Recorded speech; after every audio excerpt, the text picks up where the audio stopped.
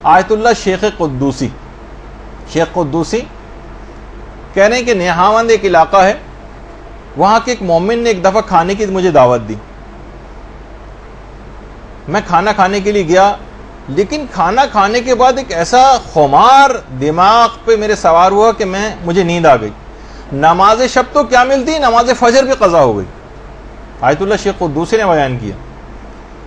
اچھا، کیونکہ روحانی طور پہ بہت بلند عالم دین تھے، کہہ رہے میں متوجہ ہوا، یعنی کشف جو چیزیں ہوتی، تو معلوم یہ چلا کہ اس کی جو کمائی اور ارننگ ہے اس میں اشکال. مشکوک کمائی کی بنا پر میری جو ہے نماز، اتنے بڑے عارف کی بھی جو نماز شب جو قضا ہوئی، حتیٰ کہ نماز فجر تک قضا ہو گئی، اور جبکہ اپنا ذاتی مال بھی نہیں تھا، کسی اور کا مشکوک مال تھا جو ان کے جسم میں چلا گیا تھا. تو کتنے اثرات اس نے رکھے. تو یہ سب چیزیں بہت آپس میں ملتی جلتی چیزیں.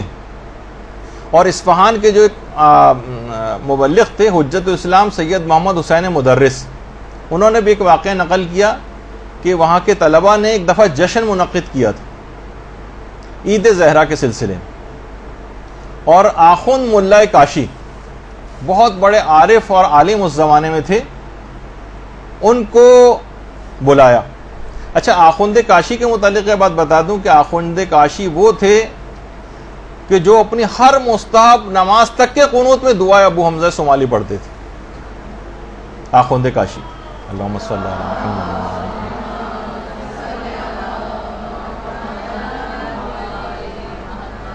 اور آخوند کاشی کہتے تھے کہ میں مدرسے کے باہر لگے ہوئے درختوں کی تسبیح کی آوازیں اپنے کانوں سے سنتا ہوں.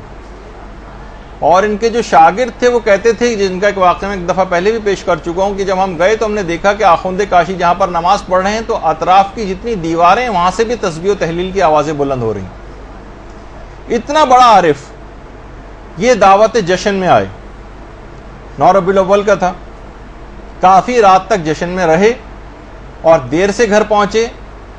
رات کو سوئے تو فجر میں آنکھ کھلی، نماز شب کا وقت نکل چکا تھا، نماز شب قضا ہو گئی. اس کے بعد 17 ربیع الاول کا پھر دوبارہ ایک جشن منعقد کیا گیا مدرسے میں، اور آخوند کاشی کو پھر بلایا. آخوند کاشی پھر آئے اور وہاں پھر دیر ہو گئی، اور گھر گئے تو بعد میں انہوں نے بتایا کہ اس رات کو میں نے پیغمبر اسلام کو خواب میں دیکھا.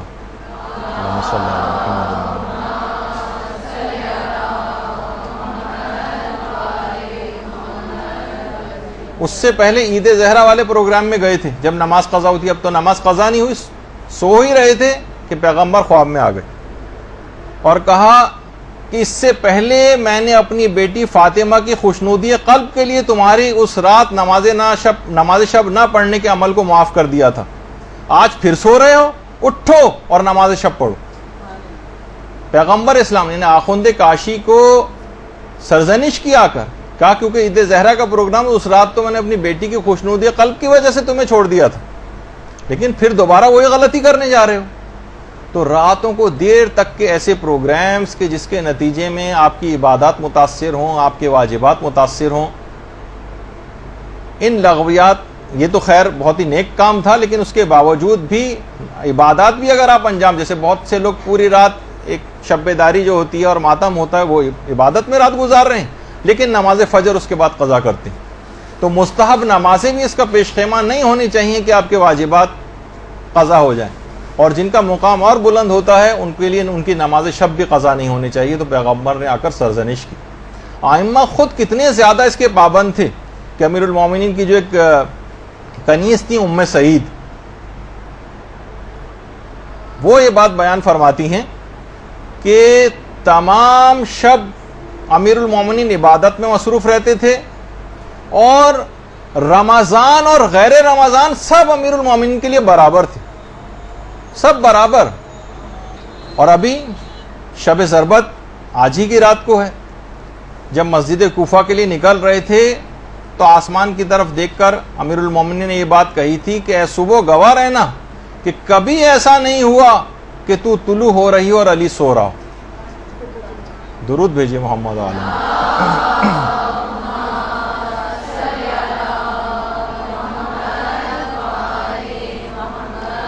دیکھیے پھر یہ بات بیان ہو رہی ہے کہ ہر چیز کا ایک پیغام ہے، ایک فلسفہ ہے. یہ اعمال شب قدر جتنے بھی آپ انجام دیں گی، چاہے 2 رکعت نماز ہو، چاہے غسل ہو، چاہے اب زیارات ہوں، چاہے دعائیں ہوں، ان سب کا ایک فلسفہ ہے کہ ان عام زندگی کے دنوں کے اوپر اس رات کو آپ کو پیغامات کو پھیلانا ہے، پورے سال پر محیط کرنا ہے، پورے سال اب نماز شب کا پابند بننا ہے، پورے سال رات کے ایک حصے کو بستر سے الگ ہونا ہے. اور یہی وجہ ہے کہ جو سجدے ہیں، یہ جو نمازیں ہیں، یہ اس حد تک سوچی کہ جو ہستیاں ان کی اہمیت سے واقف تھیں. جیسے کہ حضرت مریم کے متعلق ملتا ہے کہ جب اسرائیل ملک الموت آئے تھے ان کے پاس اور آخری خواہش ان سے دریافت کی تھی، تو انہوں نے کہا تھا کہ اتنی مہلت مجھے دے دو کہ میں سجدے میں چلی جاؤں اور اس کے بعد پھر میری روح کو نکال لینا. اور ہمارے علماء میں سے شیخ جواد انصاری حمدانی، ان کا اکثر تذکرہ آتا ہے، یہ خود فرماتے ہیں کہ حمدان میں ایک مومن نے، اچھا خود حمدانی تھے، اور جب بھی کبھی علماء اس طرح کی کوئی بات کرتے ہیں تو اپنا ذکر نہیں کرتے. ایک مومن کے ساتھ ایسا ہوا جبکہ خود مراد ہوتے ہیں. کہتے ہیں کہ حمدان میں ایک مومن نے نماز شب کے لیے جب وہ اٹھا تو دیکھا کہ 500 گھروں کی جو حدود ہے حمدان میں، اس میں ایک گھر میں زمین سے آسمان کی طرف ایک نور ساطع ہو رہا. باقاعدہ رسالہ جو لقاء اللہ ہے اس کے اندر بھی یہ واقعہ ہے. تو اسے الہام ہوا اس مومن کو کہ اس مکان میں حضرت حجت نماز شب کو ادا فرما رہے ہیں.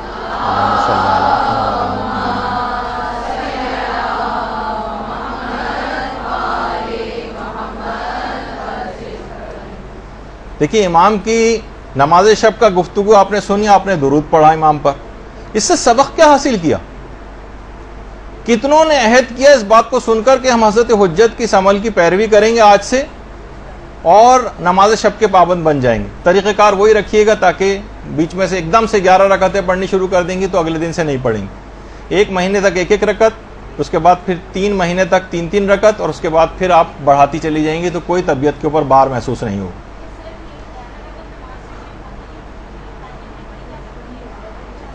ہاں مختلف ٹائمنگز میں بھی پڑھ سکتے ہیں، خیر وہ تو اس کے مسئلے الگ ہیں، لیکن اس کا پابند ہونا ہے. برحمتك يا أرحم الراحمين وصلى الله على محمد وآله الطاهرين.